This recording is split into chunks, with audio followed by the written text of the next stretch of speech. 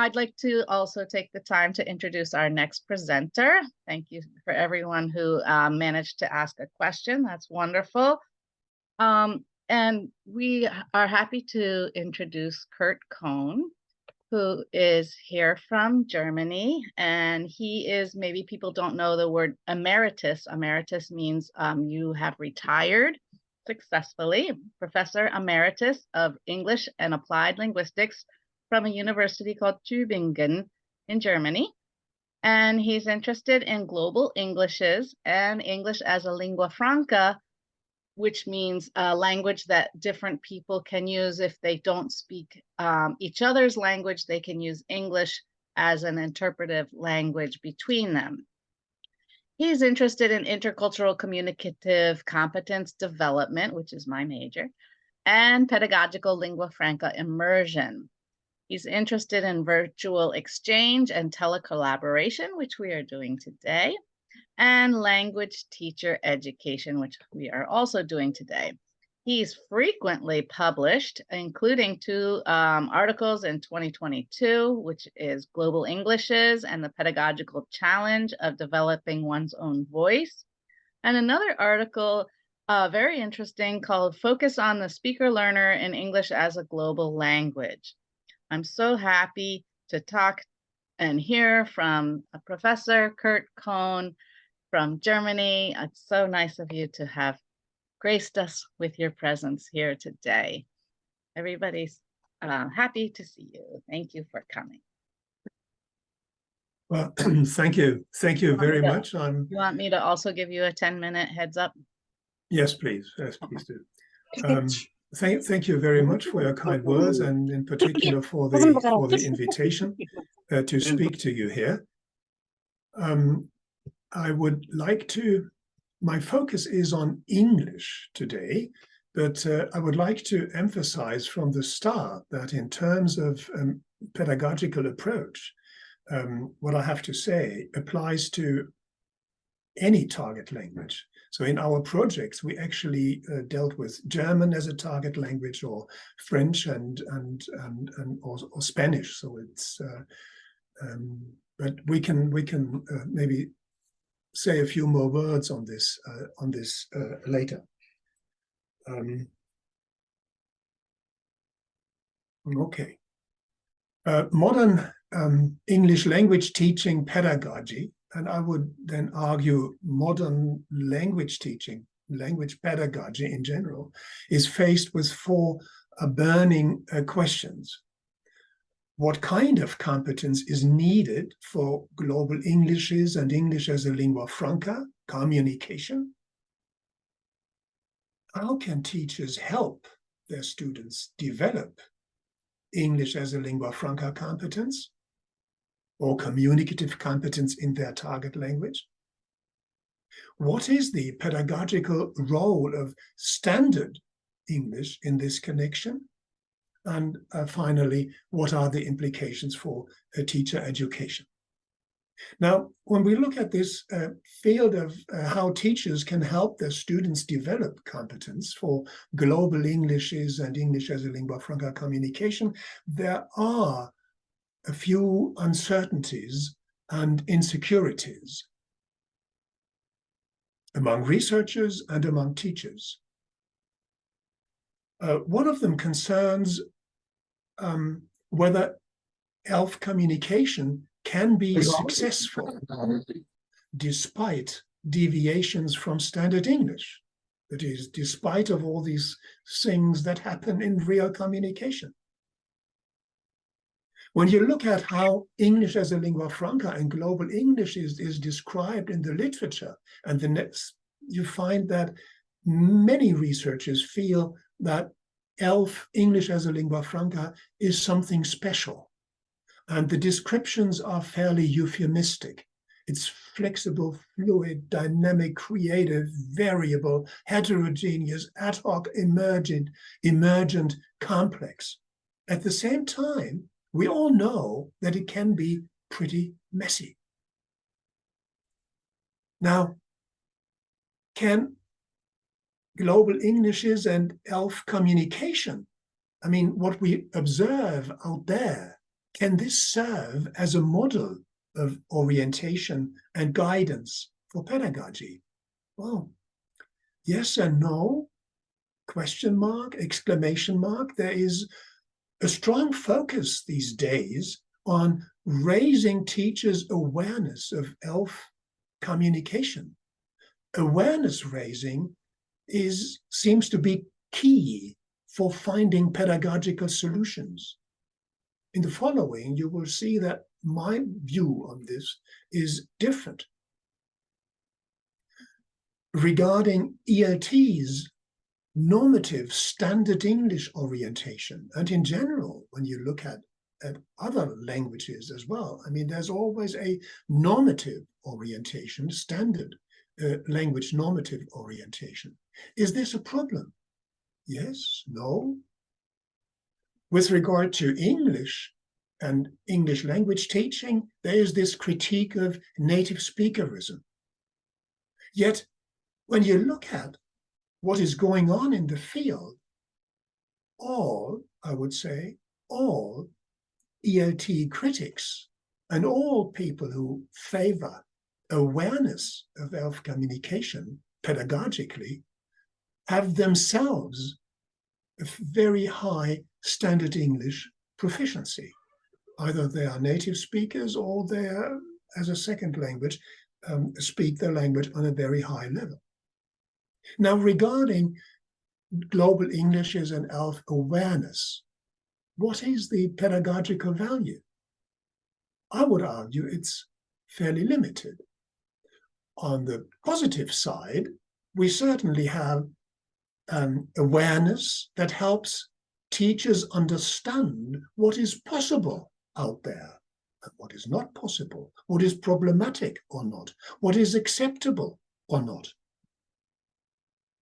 But does this explain why global Englishes and ELF success in communication is possible despite special training? All these people around who communicate around the world in English as a lingua franca, in global Englishes, they don't have special training for communicating in ELF. Yet it is possible for them to be successful. Now, against this backdrop, I would argue that competence for global Englishes and ELF communication is not special. Global English's communication itself is not special. Rather, it has its roots in speaker-learners' competence for everyday communication, in what we have acquired and practiced and developed since we started learning our first language. And I will try to go into these things in greater detail. Now, to understand unsuccessful or successful ELF communication, we need to go beyond global Englishes and ELF awareness. We need to look at, we need to focus on what speaker learners as principal agents are doing in communication and learning. There are three issues to consider. First of all, the social constructivist my English nature of repertoire acquisition, or my language nature of language learning.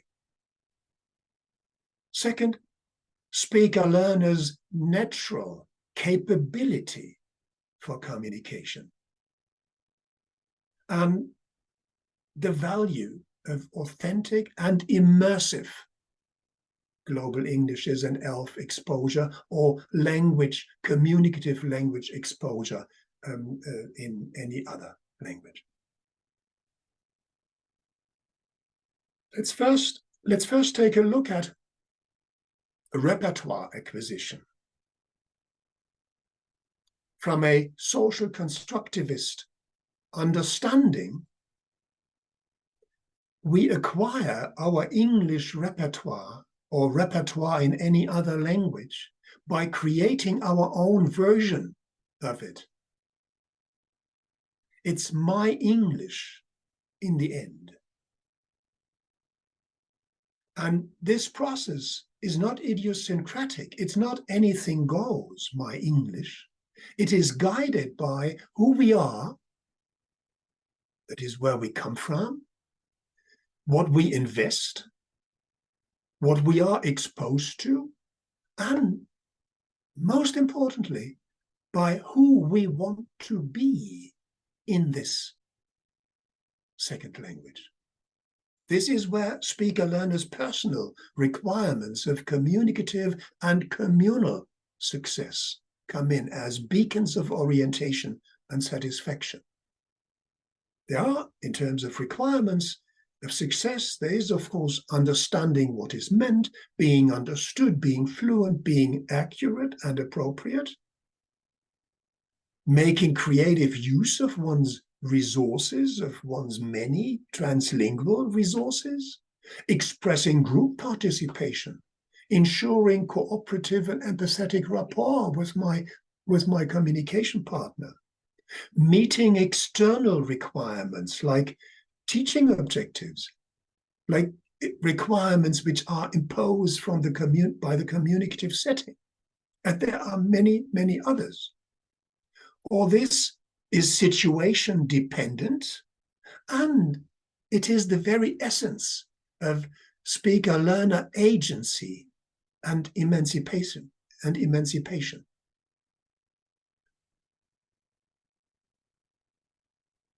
Now, in terms of language teaching, once we take this my English understanding of acquisition, including speaker-learners' requirements of communicative success, once we take this seriously, then we can move over to teaching for emancipation.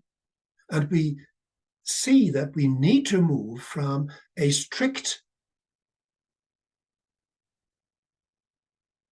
standard language orientation to an open standard language orientation in language teaching. With regard to comprehension, in order to be successful here, we need wide communicative exposure to all kinds of varieties of English, or the same with regard to other languages.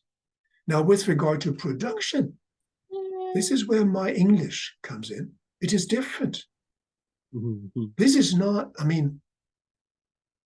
teachers should help learners develop their own voice as speakers. Usually this is based on some kind of standard English, the teacher's standard English. Germany, most of all of our language teachers are native speakers of German. So we haven't implemented a target native speaker principle in our school system. The standard English normativity issue, which is raised in the literature regarding ELT and English as a lingua franca, when you look at it from a social constructivist, my English perspective, well, then you see that normativity does not concern the standard English input as such. There's nothing wrong with a standard English input pedagogically. There might be something wrong with it because of where I come from, and for some cultural reasons, social reasons, I just don't like standard English. But this is an issue which needs to be clarified locally by the educational institutions. Otherwise, from the perspective of global communication, of English as a lingua franca communication, there's nothing wrong with standard English. Rather, in this connection, normativity concerns what students are allowed and enabled to do with their standard English input. That is, we need to move, as I said before, from strict ELT to open ELT. Now, let us take a look at speaker learners, the second issue, speaker learners' natural capability for communication. Take the example here, understanding and meaning more than what is explicitly said. In the phone is ringing, I'm in the bath. I think we all can supplement some kind of context in which this exchange makes sense and where we understand what A, the phone is ringing, what A wants to say, and what B, I am in the bath, intends to say. And this is way more than what is explicitly said here in these sentences. This is where utterance meaning comes in. And how do we arrive at understanding more than what is explicitly said? This is where creative and strategic processing comes in particular contextual inferencing in comprehension, but also contextual inferencing in production. When I speak, I need to model my partner. I have assumptions about what my partner knows, and then I verbalize my thoughts accordingly. But there is also cooperativity and empathy, both in attitude and in behavior. We accommodate our utterances to our partner. When we talk about our business things to our friends, then we talk about these things in a different way from when we talk about to our partners, or when we talk to children or to our parents. So accommodation, which is often mentioned as an outstanding strategic characteristic of English as a lingua franca, is very common in everyday communication. Well, then we have confidence and self-efficacy. Without confidence, without, well, believing in yourself and what you can achieve, you will not achieve as much as when you have confidence. Communication monitoring. While we talk, while we communicate with each other, we continuously monitor what is going on, whether I whether I meet my requirements of success, communicative and communal success, whether I understand my partner, whether it is sufficient, whether she has understood me, and so forth. Communicative monitoring is essential for achieving success. So these elements of speaker learners' natural capability for communication helps them cope with the complexity, also helps them cope with the complexities and challenges of global Englishes and ELF lingua franca communication. At the same time, it creates further complexities and challenges, right? So when we are trying to find the right expressions for what we want to say, and this in a foreign language, and we don't really succeed, and we depend on our partner's cooperativity, and so forth. There's more on this in this article here. Focus on the speaker learner in English as a global language agency and satisfaction. What kind of English now is appropriate in this context? Well, any my English, and it can only be my English, that fits local conditions and global purposes is appropriate. How can teachers now help their students develop competence for global Englishes and ELF communication? by supporting their students to develop their My English repertoire, by supporting their students to practice and enhance their communicative capability for global Englishes and ELF encounters. But how? How can we do? How can we achieve all this? And this is where this pedagogical lingua franca immersion approach comes in, which we have explored in several European research projects. It's a kind of Global English's ELF extension of communicative language teaching. And the idea is that students of different, English students of different lingua cultural backgrounds, that is from Germany, France, Spain, China, you name it, come together and communicate with each other using their My English repertoires as a pedagogical lingua franca. Now, how can you make this happen? This is where modern communication technologies come in. Intercultural virtual exchanges that can be implemented in the classroom. Of course, they have to be implemented in a blended learning environment where you have the intercultural virtual exchanges where the students meet and use their target languages as a pedagogical lingua franca.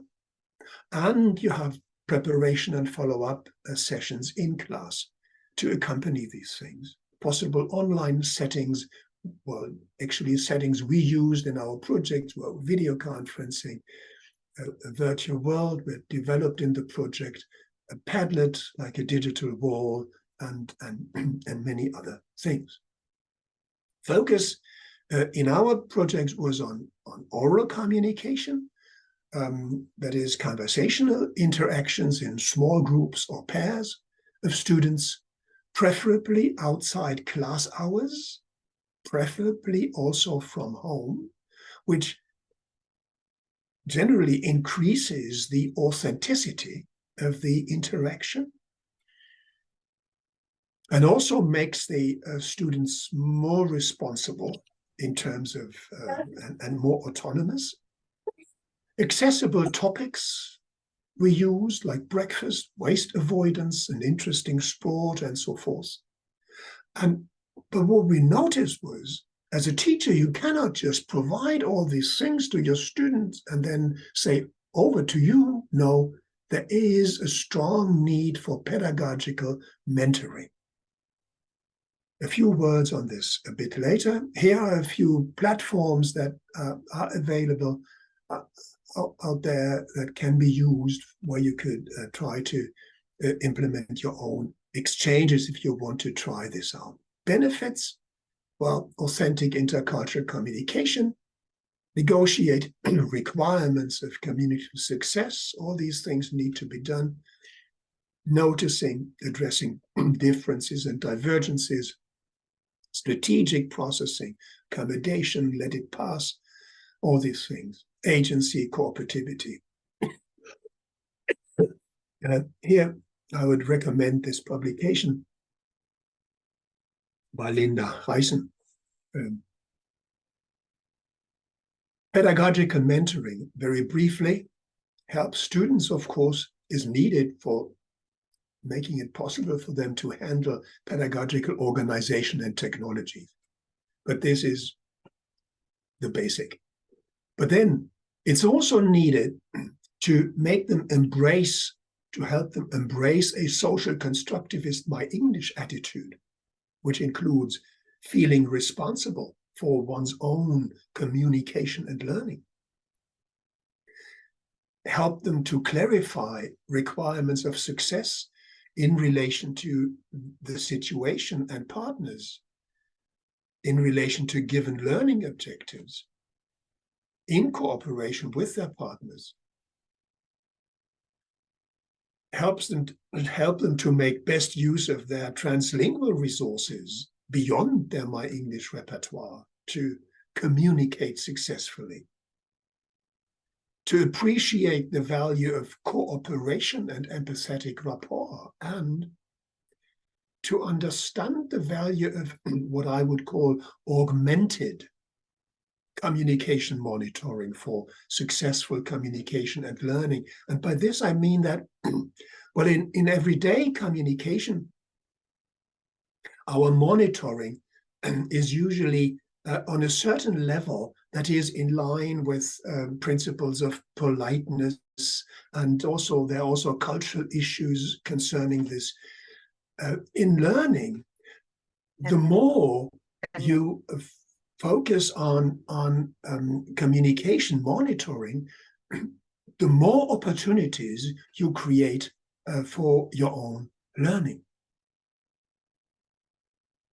With regard to so teacher development for global Englishes and alpha-aware English language teaching requires more than raising teachers' and students' awareness.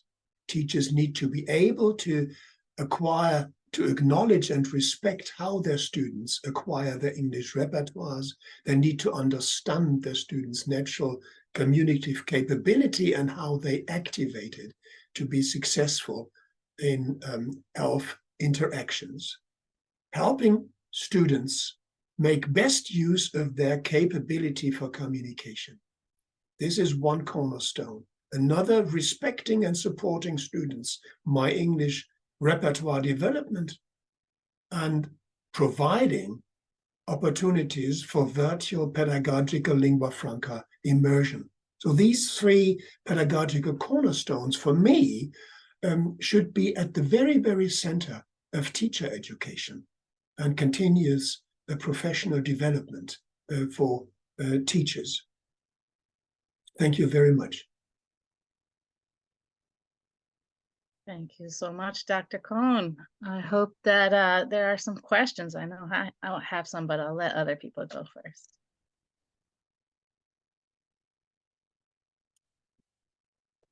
All right, I'll go. So I teach English as a second language, not English as a foreign language. And so there's a lot of fascinating lingua franca things happening. I'll have someone from Kuwait and someone from Vietnam. English is the only possible way. My question is, do you recommend that people teach a lot of international gestures to, this is walking and or going, to help them with that? Is that something productive for them?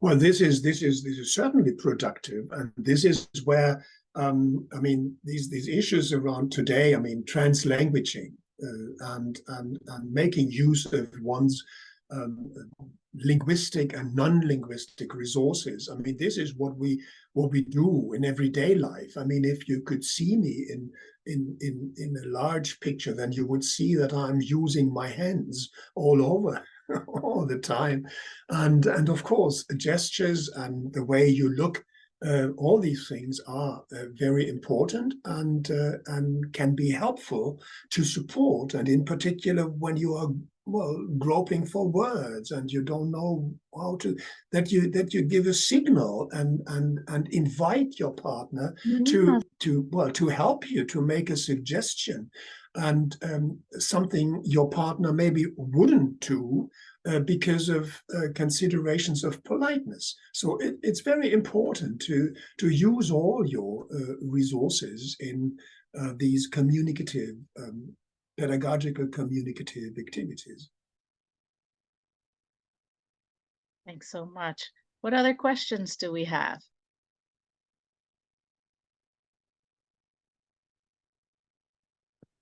I haven't question, but I want to say by Dr. Kohn, thank you for your speaking. Your speaking give me great inspiration to build communication with my students online. So thank you very much. Yeah, I think since you mentioned online communication with students, I would like to give another detail on what I meant by pedagogical mentoring. I supervised an exchange between, that was in our virtual world. That is where the students were moving around with their avatars, and they could speak and they could write. So they had a chat available and all these things. They were standing in front of learning station boards with visual and textual prompts to discuss certain issues.